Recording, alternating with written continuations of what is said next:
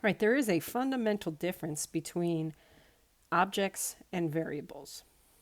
Okay, we tend to think about them almost as the same thing, but there is a fundamental difference. So I'm just going to go through that basic difference and hopefully it's a beginning of understanding for you.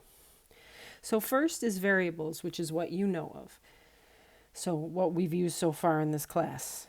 Variables hold values for hold values.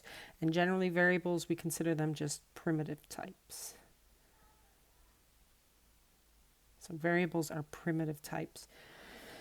So for example, if I follow through this segment of code here, we have something called num1, and it's holding the value 5. So remember we talked about it as like a bowl that's holding it or a box that's holding the value. So num1 is holding 5. So if we then create something called num2,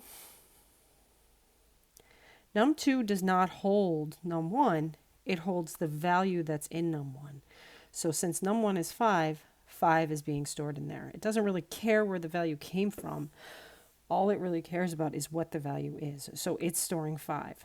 So if I then go ahead and change num1 to be num1 plus 20, it becomes, num1 becomes 25, num2 won't change. This is the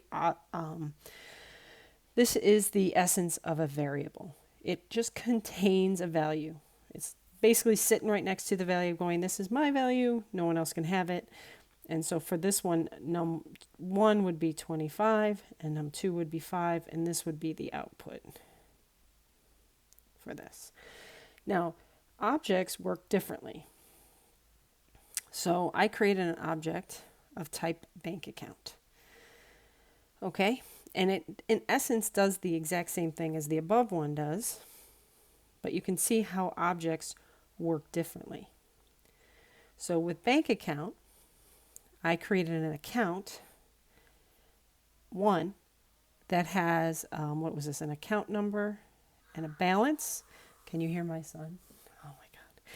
Account number, he's playing Fortnite. I hope you can't hear him. Okay, so account num. So account one, now it has the other things, it has the name and it has the rate, but right now I'm just going to stick with these two. So account one is here. Now that is what we call a pointer. It literally points to where this is located. So you can almost think of them like this part and this side are in two different places. All right? This one, this side holds the address for this side. So I have this bank account over here that has an account num of 1 and a balance of 5. And what it does is it just keeps track of where it is. It's like, I know where it is all the time. Don't worry. Anytime you see me, I'll know where it is. Now, if you take a second account and you set it, you assign it the value of a different object, what it actually does is it says, okay, I'll keep track of that object also. I'll keep track of what is actually in that account also. So I like to do this with the bank account because it makes it, you guys understand what a joint account is for the most part.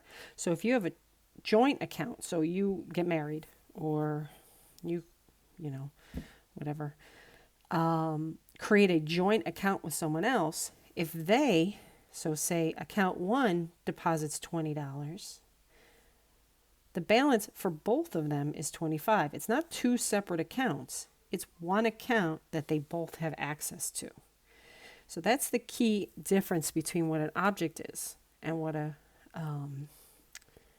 variable is. Variables just care about the value.